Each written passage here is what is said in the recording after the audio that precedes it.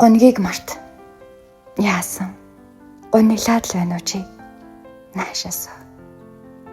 Сэтгэл эмзэглэн гуниж явах үедээ хүн сэргэлэн залбоотой бай гэж өөртөө хэлж чаддаггүй юм аа.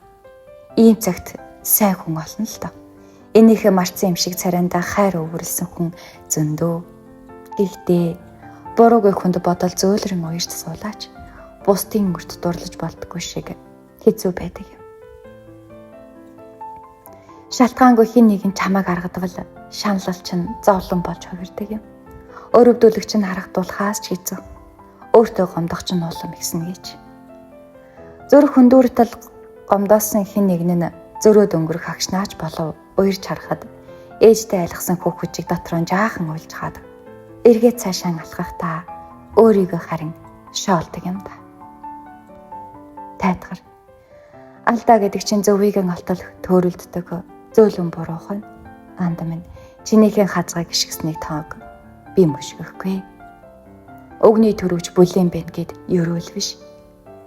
Зүсний үзэгдэг сайхан гэд санаа авштэй. Тэний чилсэн үгэндээ тэнийг алдаршдаг юм. Тэнцэж яваад ялахтан ялтан болгоч байдаг юм. Үг дагаж үнэнд хүрнэ гэдэг чинь үүл дагаж газар баримжаалахтай л адил. Хүн дуурайд сайн явна гэдэг хүйтэн чулууг булганд нь эндүрхтэй ажил. Бодол тааж. Жаргадаг газраас нь мандааж бод. Жаргалтай хүнийг зовлонтойд бод. Зуны цэцгийг өвөл ургуулж бод.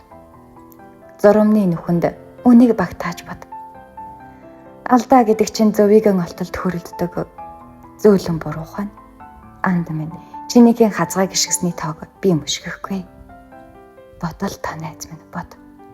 Нарны сам амсах заяа минь хаяагүй цагт намайг гудаахыг бурхан ч үзэхгүй гэж ботооч.